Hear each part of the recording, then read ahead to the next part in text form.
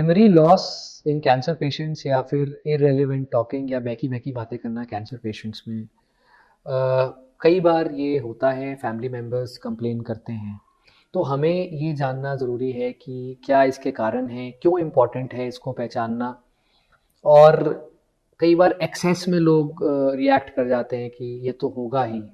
तो थोड़ा सा इस वीडियो में हम लोग इस टॉपिक पे डिटेल डिस्कशन करेंगे। तो सबसे पहली बात ये कि कैंसर पेशेंट में मेमोरी लॉस हो सकते हैं। परमानेंटली बहुत ही रेयर होता है। ट्रांजिएंट के कई कारण हैं जो मैं अभी आपको बताऊंगा। ट्रांजिएंट मतलब कुछ टाइम के लिए। और व्हेन आई से memory loss, it doesn't just mean कि भाई किसी की याददाश्त हो गई। It also involves things like irrelevant talking, यानी कि एक पर्सन ओरिएंटेड नहीं है टाइम में कि दिन है कि रात है, या पहचान नहीं रहा रिश्तेदारों को, या फिर बहकी बहकी बातें कर रहे हैं, लॉन्ग टर्म पुरानी बातें कर रहे हैं जिनका कोई मतलब नहीं है। इवन की memory loss also covers loss of social inhibition, यानी कि कुछ बोल दिया उल्टा सीधा किसी को, या ब्लैडर बावल कंट्रोल, यानी कि कहीं पे यूरिनेट कर दिया और पेशेंट को पता ही नहीं है। तो हायर मेंटल फंक्शंस कहते हैं इन सब चीज़ों को। हायर मेंटल फंक्शंस का बिगड़ना ये अनकॉमन नहीं है। कैंसर पेशेंट्स में कई कारण हो सकते हैं। सबसे पहले तो cancer in itself can be a cause, specially जब कैंसर अगर ब्रेन में चला जाए।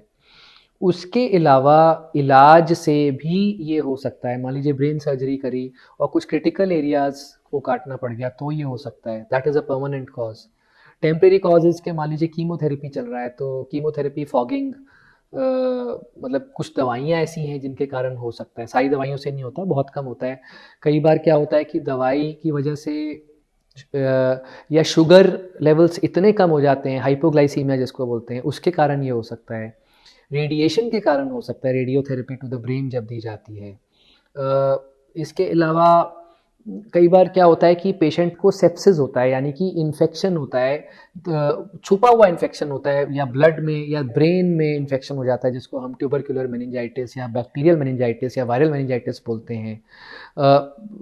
ऐसा पेशेंट जिसको कैंसर का ट्रीटमेंट चल रहा है और मेनिंजाइटिस हो गया है, और बड़ी छोटी सी बात है, कुछ इरेलीवेंट सी टॉक कर रहा है, घर वाले सोचते हैं कि नॉर्मली चिड़चिड़ापन होगा, बट ये it can be a sign of infection in the brain. कई बार वेरी वेरी लो हीमोग्लोबिन की वजह से भी ये हो सकता है। Psychological factors, anxiety, stress, depression से भी ये हो सकता है। कई बार शरीर में इलेक्ट्रोलाइट इम्बैलेंस की वजह से ये हो सकता है। इलेक्ट्रोलाइट्स मतलब शरीर में नमक, सोडियम, पोटेशियम, उसके कारण ये हो सकता है। कई बार पेन की वजह से या क्रोनिक लैक ऑफ स्लीप की वजह से हो सकता है। तो ये सिम्टम है जिसको कि इग्नोर नहीं करना चाहिए। छोटी से छोटी भी इरेलीवेंट टॉकिंग है, आपको आपके डॉक्टर्स को बताना चाहिए। डॉक्टर्स की टीम इन चीज़ों पे इन्वेस्टिगेशंस करते हैं, बेसिक इन्वेस्टिगेशन, कुछ ब्लड टेस्ट होते हैं, सीटी स्कैन या एमआरआई होता है। बट पॉइंट ये वीडियो क्यों बना रहा हूँ कि एक higher mental function disturbance can present simply as चिड़चिड़ापन, कि जी बहुत चिड़चिड़े रहते हैं सारा दिन, समझ ही नहीं आ रहा, या अकेले से बैठे रहते हैं। तो ये छोटी से छोटी चीज़ भी कई बार एक बड़ी चीज़ का साइन होता है।